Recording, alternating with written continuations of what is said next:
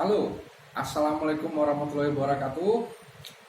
Selamat berjumpa kembali di channel YouTube Fans Bola Mania. Selamat datang teman-teman yang baru ketemu channel gue juga. Hari ini gue coba pengen ceritanya gitu ya, cek amatiran ala gue lah gitu. Nge-review hasil pertandingan antara FC Barcelona versus Inter Milan yang semalam bertanding ya. Ini tentu pertandingan yang ditunggu-tunggu banyak orang. Klub besar, dua klub besar di dunia, di Eropa. Yang satu dari Spanyol, Barcelona, yang satu dari Italia, Inter Milan. Terlepas dari lo The Chulers atau Intermisti atau bukan, gue bukan kedua-duanya, bukan haters, juga bukan fans, tapi jelas ini dua klub yang keren lah gitu. Partai yang ditunggu-tunggu, big match, keren banget, dan terutama untuk kedua tim ini jelas hasilnya sama-sama pengen hasil yang optimal, pengen hasil yang 3 poin untuk bisa sama-sama saling memperebutkan tempat paling nggak tempat kedua untuk bisa lanjut ke fase knockout selanjutnya. Oke, dari pertandingan yang semalam ini, kalau gua lihat ya, kemarin itu Barcelona pakai formasi 4-3-3 yang kadang-kadang juga bisa jadi 4-1-1-4 atau 4-2-4. Line up-nya adalah Marcos Alonso di fullback kiri, terus ada Eric Garcia duet sama Gerard Pique di center back di jantung pertahanan. Lalu di fullback kanan itu ada Sergio Roberto. Nah, tengahnya Pedri, Sergio Busquets sama Gavi.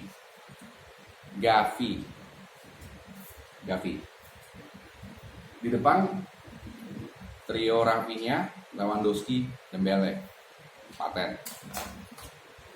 Terus dari kubu Inter 3-5-2 yang bisa jadi 5-3-2 juga kalau lagi diserang transisi.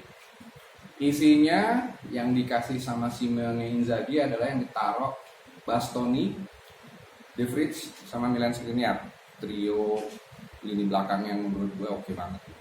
Lalu tengahnya ada De Marco, Henrik Mkhitaryan, Hakan Çalhanoğlu, Nicola Barella sama Denzel Dumfries.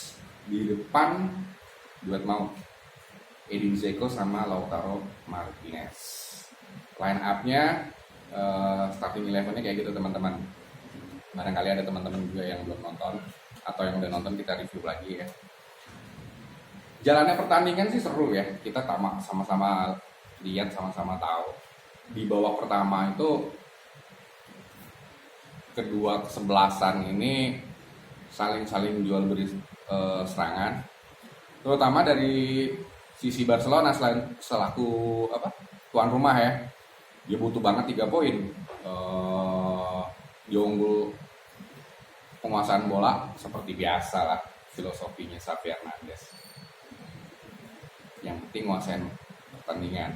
Masih ada unsur-unsur ya tiki-taka dikit lah. Inter Milan sementara Inter Milan itu sistemnya masih nunggu pemain-pemain Barcelona, terutama yang dimotorin sama Pedri, Rafinha, Dembele, ini yang tukang ngobrak-ngabrik sampai akhirnya nanti ketemu Lewandowski sebagai goal getter. Mereka dominan dibanding lini tengahnya Inter. Tapi Inter Milan main juga jenius bos kalau menurut gue, sebab kelihatan gitu loh, mereka tuh menikmati tenang. Yang gue salut banget, mereka itu tenang ngadepin serangan-serangan Barcelona atau setup yang dibikin Barcelona. nggak main low block juga, nggak. Pressingnya juga menurut gue ya, dari yang gue lihat kemarin itu biasa-biasa aja.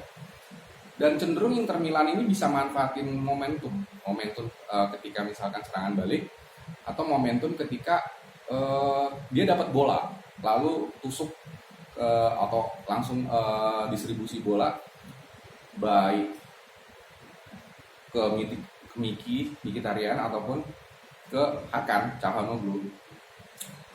Tapi oke, babak pertama punyanya Barcelona lewat setup yang bagus banget, umpan yang bagus banget, umpan tarik dari Sergio Roberto dapat ke Ousmane Dembele di menit 40. Barcelona unggul 1-0. So first half, babak pertama Barcelona unggul 1-0. Kira-kira kalau gua rangkum, Barcelona menang di ball position ya jelas. Beberapa kali juga Onana harus spontan banting. Kalau bukan Andre Onana, artinya gini, Samir Handanovic sebagai, mungkin kalau gue bilang sih masih kiper nomor 1-nya Inter ya, karena di Liga Domestiknya dia di Serie A masih Samir lah yang dipakai. Tapi meskipun begitu, juniornya nih kan jelas Andre Onana ya, kiper kualitas, gratisan lagi, keren banget, dari Ajax Amsterdam.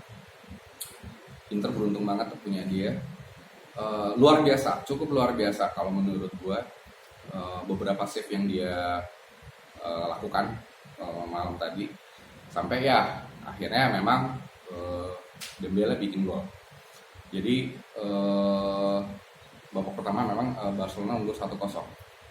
Babak pertama punyanya Barcelona. Meskipun demikian bukan berarti Inter Milan gak punya peluang ya.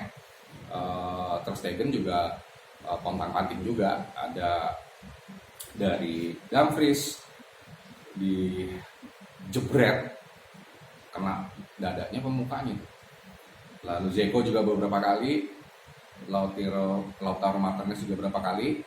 Tapi ya babak pertama Barcelona unggul 1-0. Gue sih nggak kaget ya, artinya di kandangnya dia di Camp Nou dia pasti ngotot pengen dapat 3 poin, dan dia butuh banget 3 poin karena secara poin di klasemen sementara di grup C,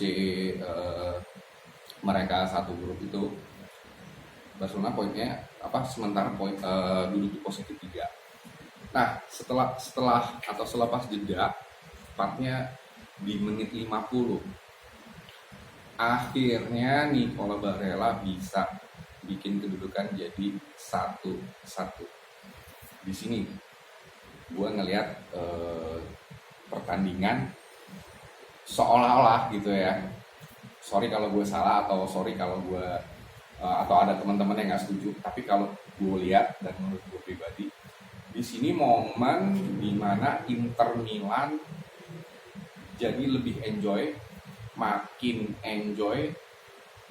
Dia nggak peduli tuh kalau ini tuh main di Camp Nou, salah satu kandang tempat yang paling angker di Eropa untuk tim-tim tamu kalau lawan si Chulers, jagoannya Katalan.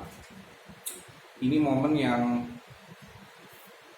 menit 50, berarti 5 menit sejak kick off babak kedua dimulai. Kaget semuanya. Inter Milan bisa ngegolin, bisa ngebales. Di situ pelan-pelan Inter Milan bisa set up. Pelan-pelan Inter Milan bukan pelan-pelan sih, artinya lebih tenang buat ngeladenin set up, ball position atau apalah namanya, oper-operan yang Rafinya, Dembele tusukan-tusukannya, terus Pedri, Gavi juga bagus. Tapi lini tengahnya Inter Milan, Miki juga kemarin asik banget mainnya, asik. Hakan juga asik banget. Dumfries yang oke lah, dia di plot di lini tengah. Tapi begitu Inter Milan diserang, turun.